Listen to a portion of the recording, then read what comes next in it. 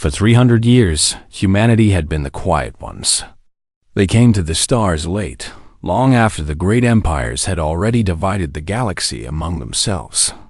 The Velthari Dominion controlled the inner systems. The Craxian hegemony ruled the outer reaches. The Syndicate of 12 harvested whatever they wanted from whoever they wanted. And humans? Humans were barely worth noticing. Admiral Grace Sullivan had spent her entire life watching her species smile through insults. She had seen human diplomats wait for years just to speak with alien leaders. She had watched human colony ships turned away from planets that no one else wanted. She had learned, like every human before her, that the galaxy did not care about them. Grace stood on the bridge of her ship, the Endurance, looking out at the stars. She was 62 years old, with gray hair cut short and eyes that had seen too much disappointment. Her ship was damaged. The reactor was leaking. They needed repairs badly, but the nearest alien station had refused to let them dock. Admiral, her second in command, Daniel Perry, walked up to her with a tablet in his hand. The Velthari governor sent his response. He says we cannot dock because our radiation levels are too high. Grace took the tablet and read the message. It was polite. It was formal. It was also a lie. A Craxian freighter with much higher radiation had docked that same morning. Send them a thank you message, Grace said. Tell them we understand and will find help somewhere else. Daniel stared at her. Admiral, there is nowhere else. The nearest human station is 6 days away. We will not make it with this reactor. I know. This was how it always went. Humans asked for help. Aliens said no. Humans smiled and tried again somewhere else. For 300 years, this had been their way. Earth's leaders believed that patience would eventually earn them respect. If they were kind enough, helpful enough, quiet enough, the galaxy would finally accept them. Grace had believed it too, once. The communication officer, a young woman named Amy Brooks, suddenly turned from her station. Her face was pale. Admiral, we are receiving a distress signal. It is coming from Harvest 4. Harvest 4 was a small human farming colony. 5,000 people lived there, growing crops on a planet that nobody else wanted. It was supposed to be safe because it was worthless. What is happening? Grace asked. Amy swallowed hard. They are being harvested. The word hit Grace like a punch to the stomach. The Syndicate of 12 were ancient beings who had stopped reproducing naturally long ago. Instead, they took genetic material from other species. They called it harvesting. Everyone else called it what it really was: kidnapping and murder. The Galactic Council had made a deal with the Syndicate centuries ago. They could harvest from species that had not yet reached space. These primitive beings had no protection under galactic law. But humans were in a gray area. They had spaceships, but they were not council members. Nobody had ever decided if they were protected or not. How long until they finish? Grace asked. Maybe 6 hours. Maybe less. Daniel stepped forward. The nearest council patrol is 2 days away. Even if they came, which they would not, it would be too late. And we cannot fight. Our weapons are barely working. Our reactor could explode at any moment. Grace knew all of this. She knew the smart thing to do. She knew what Earth Command would tell her. But somewhere on that planet, children were hiding in basements. Parents were holding their families close, praying for help that would never come. 5,000 human beings were about to be taken apart for spare parts. And nobody in the galaxy cared enough to stop it. 300 years of patience. 300 years of being good. 300 years of watching their people suffer while the universe looked away. Something changed inside Grace Sullivan at that moment. Something that had been building for her entire life finally broke free. Lieutenant Brooks, she said, and her voice was different now. The whole bridge went quiet. Open a channel to Harvest 4. Tell them help is coming. Daniel started to speak, then stopped. He had served under Grace for 15 years. He had never seen that look in her eyes before. Then open a channel to the Syndicate ship. I want everyone in the galaxy to hear this. What should I say, Admiral? Grace turned to face the stars. They did not seem cold anymore. They seemed like they were waiting for something. Tell them that humanity is asking politely, one last time, to leave our people alone. Tell them we understand they believe they have the right to take what they want from us. Tell them we have spent 3 centuries trying to earn our place through patience and good behavior. She paused. Then tell them we are done asking. The message went out. Every species with a receiver heard it. Most of them laughed. The humans were making threats? The same humans who apologized when you stepped on their feet? The same humans who smiled when you insulted them? On the Syndicate Harvester ship above Harvest IV, Commander Zeth of the Collective found the whole thing amusing. His collection was already at 40%. In a few more hours, he would have a full cargo of human genetic material. What could one damaged Terran ship possibly do to stop him? The human vessel is moving, one of his officers reported. They are heading toward us at full speed. Full speed?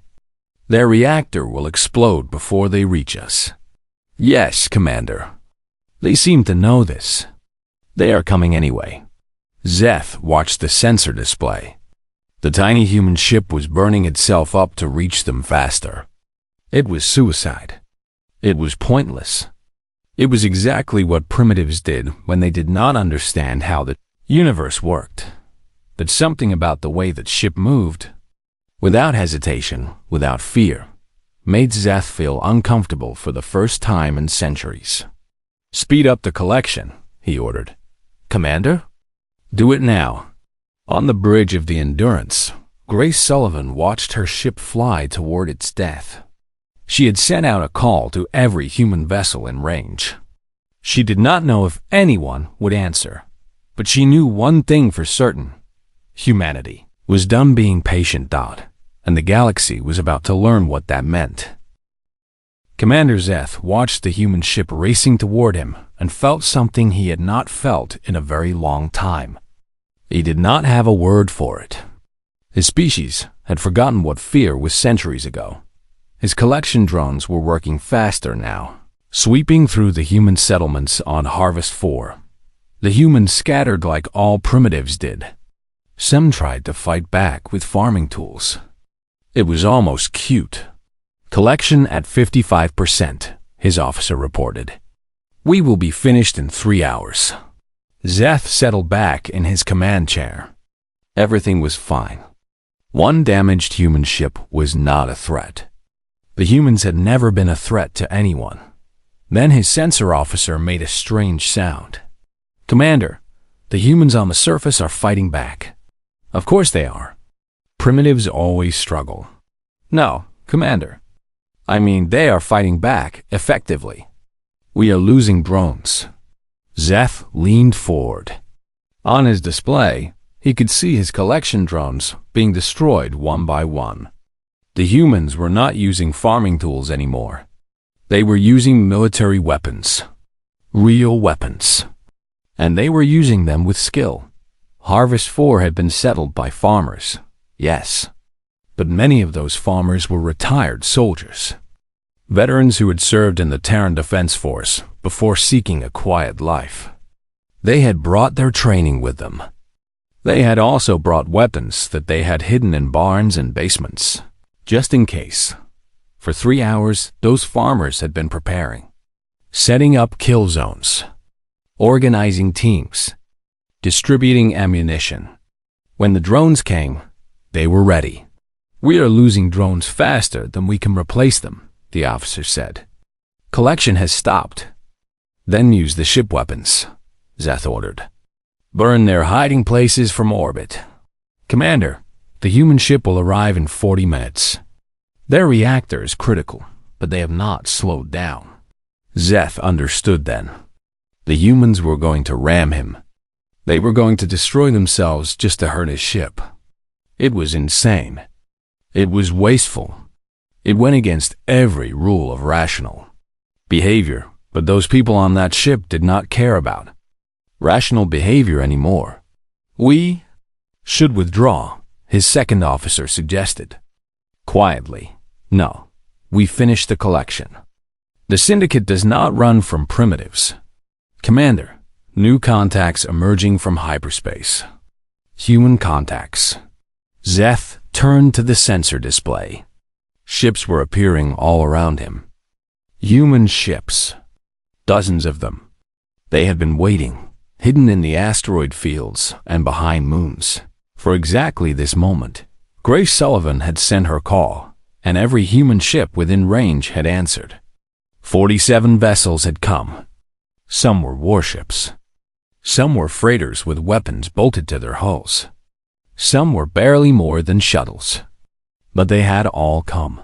On the bridge of the Endurance, Admiral Sullivan watched her fleet assemble. It was not a large fleet by galactic standards, but it was enough.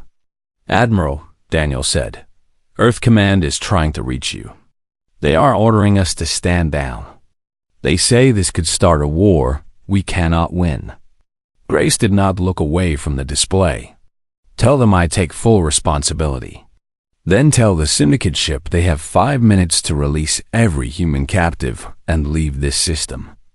After that, we are coming for them. The message was sent. The minutes passed.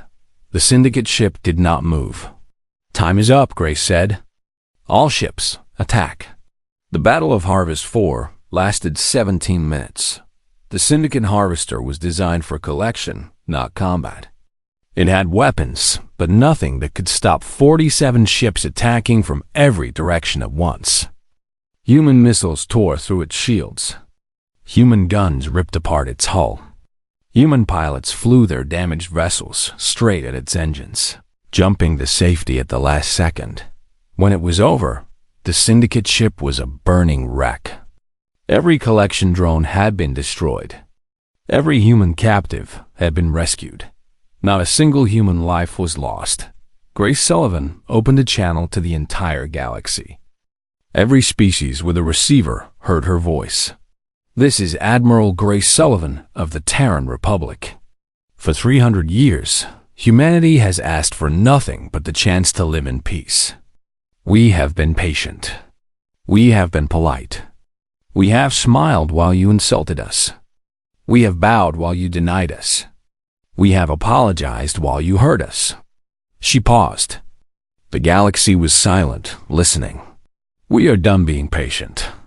From this moment forward, any attack on human beings, anywhere in the galaxy, will be answered. We are not asking for your respect anymore. We are not asking for your approval. We are telling you, leave our people alone, or learn what happens when humanity stops being polite. The transmission ended in the halls of power across 1,000 worlds. Beings who had dismissed humanity as harmless suddenly began to worry. The Galactic Council held emergency meetings. The Syndicate of 12 debated revenge and then quietly decided against it. The Craxian hegemony looked at their maps and noticed, for the first time, just how many human colonies were near their borders. Grace Sullivan was relieved of command by Earth Command the next day. She had disobeyed orders. She had risked the war. She had done everything wrong according to 3 centuries of human policy. 1 week later, she was reinstated by the Terran Senate after the largest public protest in human history. Millions of humans marched on every colony world, demanding that their leaders stop apologizing and start fighting back. The politicians who had counseled patience for 300 years discovered that their people had run out of it. On Harvest 4, the farmers buried their dead and rebuilt their homes.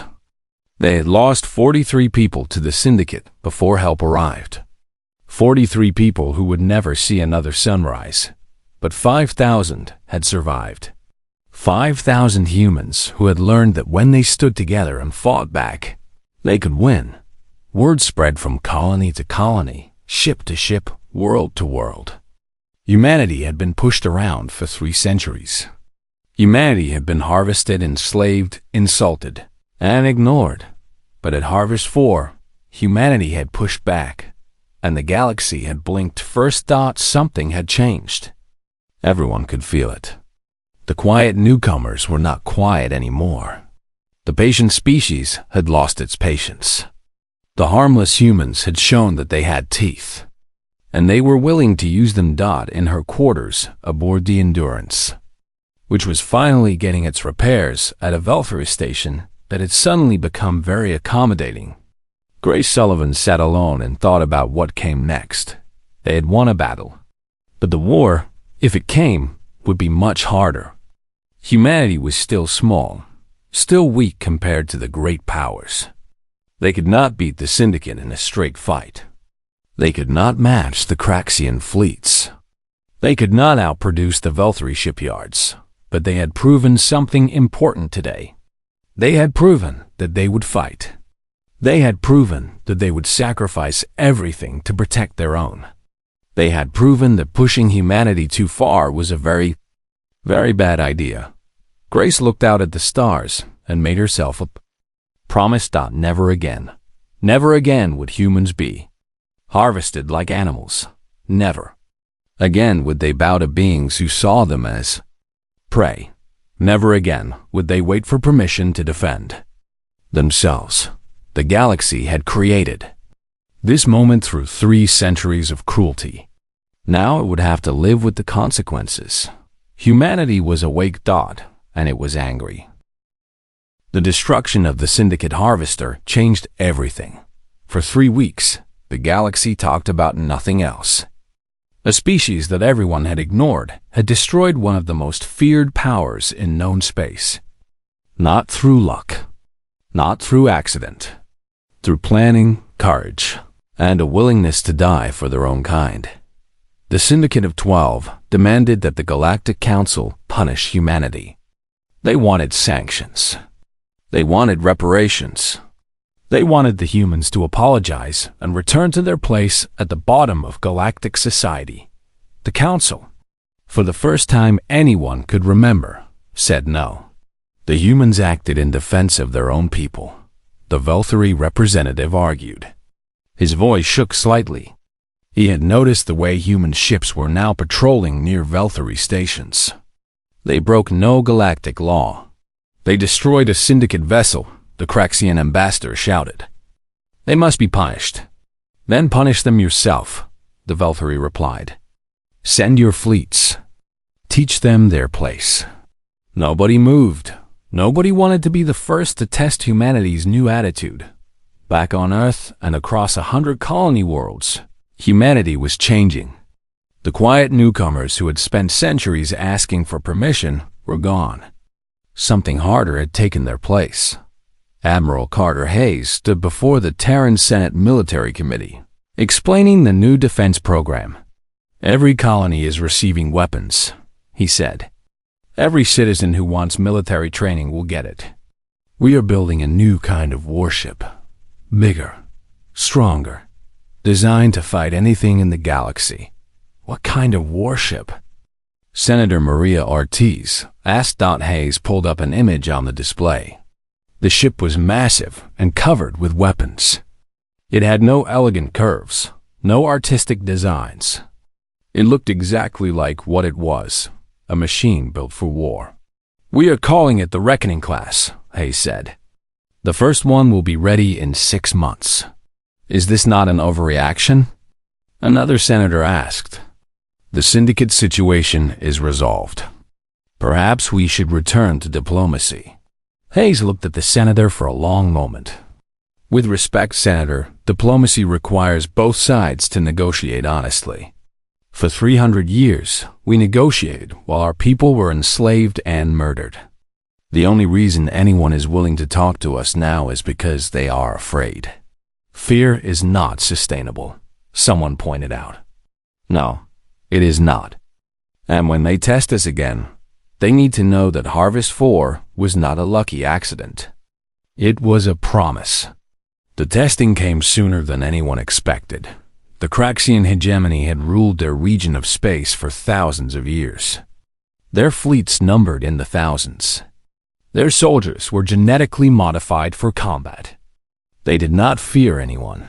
When Craxian border patrols detected human survey ships in a region they claimed as their own, they saw a chance to put humanity back in its place. The region had never been colonized by anyone. The Craxians had simply drawn a line on a map and called it theirs. A Craxian fleet of 30 warships moved to intercept the human survey mission. Warlord Voss commanded the fleet. He was confident. The humans had gotten lucky against the Syndicate. Against a real military power, they would crumble like all weak species did. The human survey mission had 4 ships. All of them were unarmed research vessels. When the Craxian fleet surrounded them, the human commander, a scientist named Dr. Laura Bennett, sent a calm message. Craxian vessels, we are conducting a peaceful survey. We did not know this region was claimed. If you can show us your documentation, we will leave. Warlord Voss laughed out loud. Documentation? The Craxians did not need documentation. Their claim was whatever they said it was. Human ships, he broadcast. You are trespassing. Surrender or be destroyed. Dr. Bennett's reply was still calm. I am afraid I cannot do that. But I would encourage you to reconsider. Humanity does not accept these kinds of demands anymore. You have 4 unarmed ships. I have 30 warships. What exactly do you think you can do? I can wait. Wait for what? For them. Voss turned to his sensor display. It was lighting up with new contacts. Ships were appearing all around him, dropping out of hyperspace in perfect formation. Human ships. They had been hiding, waiting. The entire survey mission had been bait. Admiral Hayes spoke over the communication system. Warlord Voss, this is Admiral Carter Hayes of the Terran Defense Force. You are surrounded by 247 warships. We have been watching your fleet since you crossed into neutral space. He paused. I am going to give you the same choice you gave our people. Surrender or be destroyed. Voss stared at his display in shock. The human ships were everywhere. They had known. They had planned this. The weak species he had come to bully had prepared a trap, and he had walked right into it. This is an act of war, Voss said. No, Hayes replied. War is what happens if you do not surrender in the next 60 seconds. Right now, this is just a conversation. But I should warn you, humanity is done having long conversations. 30 seconds later, the Craxian fleet surrendered. The news spread across the galaxy within hours.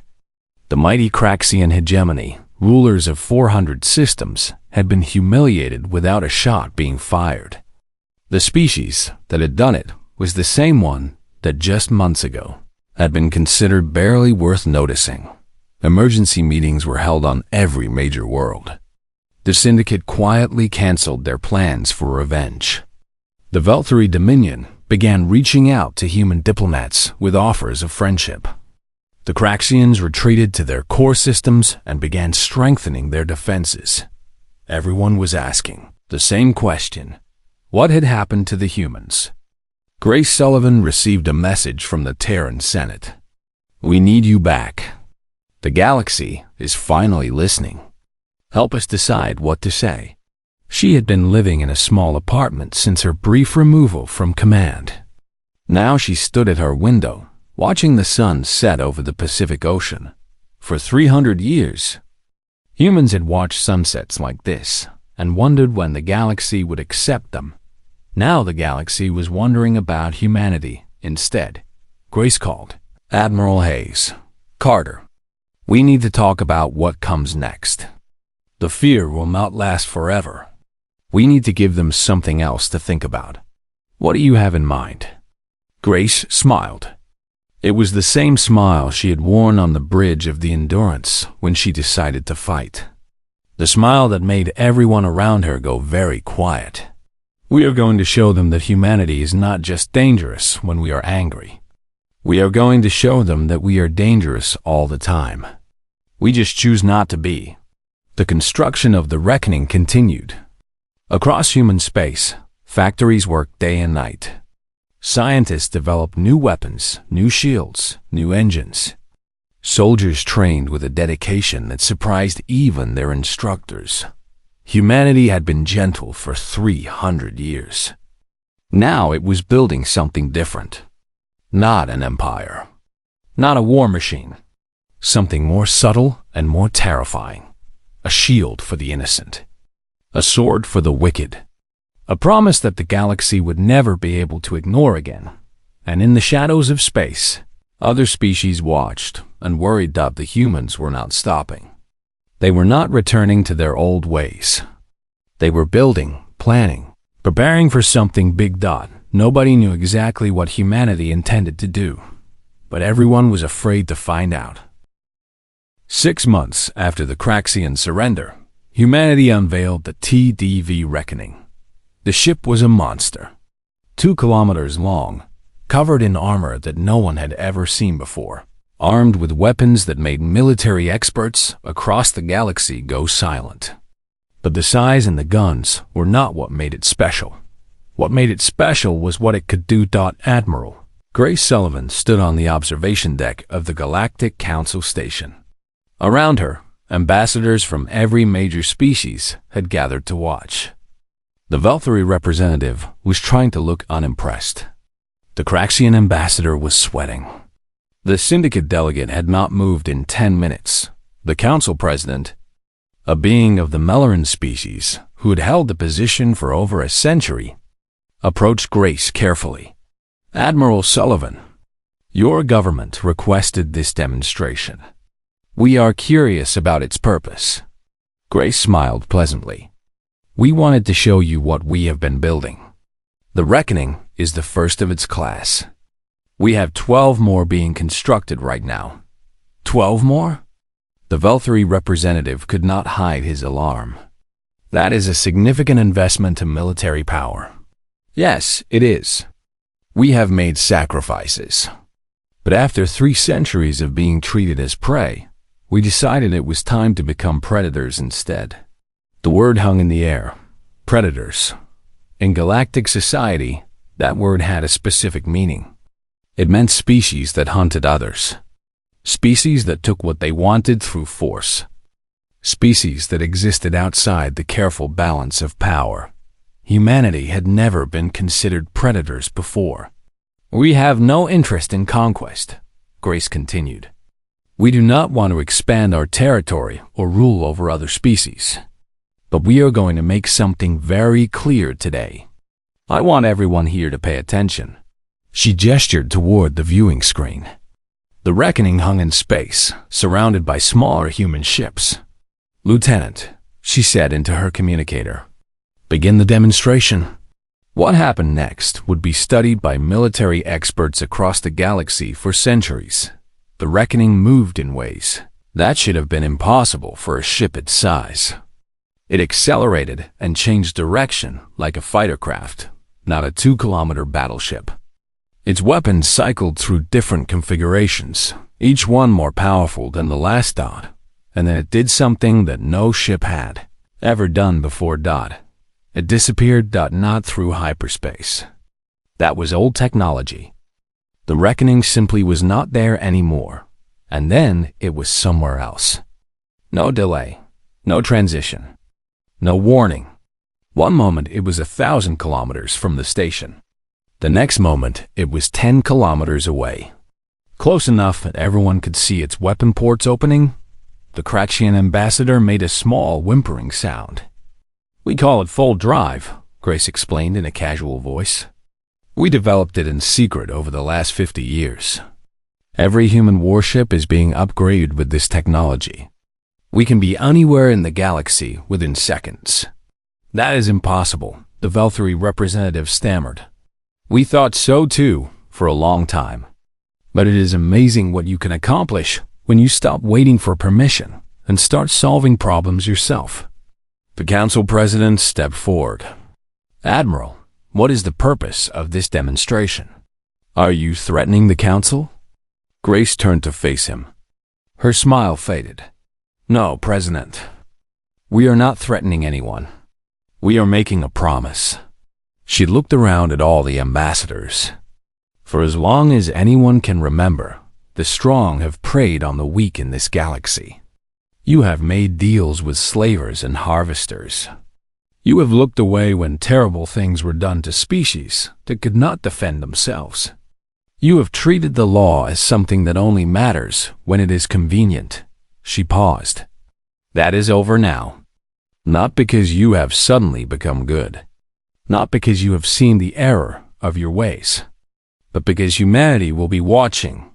Every time a powerful species attacks a weaker one, we will be there.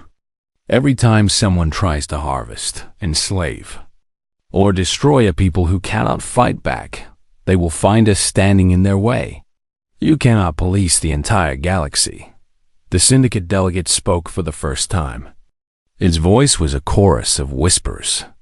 We cannot, Grace agreed. But we can make it very expensive for anyone who hurts the innocent. And we have shown today that we have the ability to do exactly that. The demonstration ended with the Reckoning performing one more full jump. It appeared directly in front of the station, then vanished and reappeared at the edge of the system. The message was clear. Nowhere was safe from humanity's reach. As the ambassadors left, the council president stayed behind. You have changed everything today, he said quietly. That was the plan. The old powers will not accept this. The syndicate, the hegemony, the dominion. They have ruled this galaxy for thousands of years. They will not simply step aside because you built some impressive ships. Grace nodded. We know. We are not asking them to step aside. We are just telling them that the rules have changed. The weak are no longer prey. The innocent are no longer undefended. If anyone wants to test that, they are welcome to try. She turned to leave, then stopped. One more thing, President. The Council has spent centuries keeping the peace by making deals with the strong at the expense of the weak. That kind of peace is over. If you want peace now, it will have to be real peace. The kind where everyone gets to live without fear. And if the old powers refuse? Grace's smile returned, but there was nothing warm about it. Then they will learn what happens when humanity stops being patient.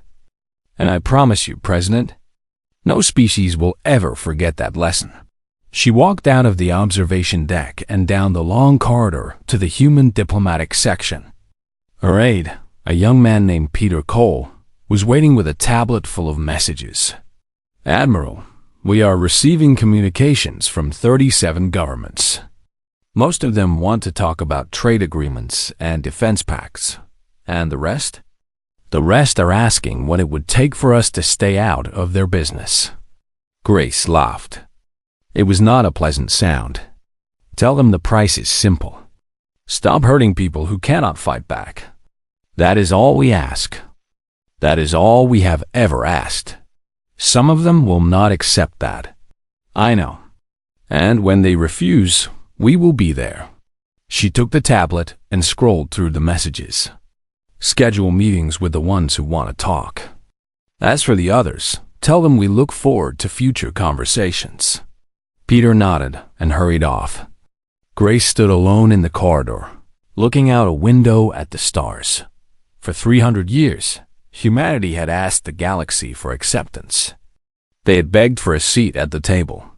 They had hoped that if they were good enough, patient enough, the universe would reward them. It never had. Now humanity had stopped asking. They had built their own table. They had made their own rules. And they had shown the galaxy that the quiet species, the patient species, the species that everyone had ignored for so long, was capable of things no one had imagined. The full drive changed everything. Suddenly, human ships could appear anywhere without warning. Suddenly, distance meant nothing. Suddenly, The great powers had to consider that their actions might have consequences they could not escape. It was not conquest. It was not empire. It was something new. It was justice, backed by the ability to enforce it, and the galaxy would never be the same. 10 years had passed since the demonstration at the council station. The galaxy had changed in ways that would have seemed impossible before. The old order, built on the idea that the strong could do whatever they wanted to the weak, was gone. Something new had taken its place. The Syndicate of 12 had broken apart. When their attempts to restart harvesting operations were met with human warships appearing at every targeted world, the collective could not hold together. Several member species left and found new ways to survive that did not involve hurting others. The remaining syndicate hid in their core systems, angry but contained. The Craxian hegemony had signed a peace treaty with humanity. 16 species that had been slaves under Craxian rule were now free. The warlords who had once boasted about their military power now spoke very carefully, always aware that human ships could appear in their systems without warning. The Valkyrie Dominion had become an unexpected friend. Trade agreements, cultural exchanges, and even joint military exercises were now common. The Valkyrie had understood early that working with humanity was much better than fighting against them. And the Galactic Council had been rebuilt from the ground. Ambassador Grace Sullivan stood in the new council chamber. It was much larger than the old one. Species that had never been allowed to speak before now had seats at the table. The forgotten, the ignored, the prey. They all had voices now. The vote is complete, the new council president announced. He was a member of a species that had been freed from syndicate harvesting just 8 years ago. The Universal Rights Charter passes. From this day forward, harvesting, enslaving, or destroying any thinking species is forbidden under galactic law. This law will be enforced. Grace allowed herself a small smile. 10 years of work had led to this moment. Not through conquest, not through revenge. Through the simple idea that the strong should protect the weak instead of eating them. After the meeting, Admiral Hayes was waiting for her in the corridor. He was older now, with gray hair in his temples, but he still carried himself like the soldier he had always been. "It is done," Grace said. "For now. There will always be someone who thinks the rules do not apply to them. I know. That is why we built the fleet. That is why we keep watching." They walked together past groups of diplomats from 100 worlds. Many of them nodded respectfully as the humans passed. Some still looked at them with fear. A few, mostly from species that had suffered under the old powers, looked at them with something like gratitude. "Do you ever wonder," Hayes asked quietly, "if we did the right thing?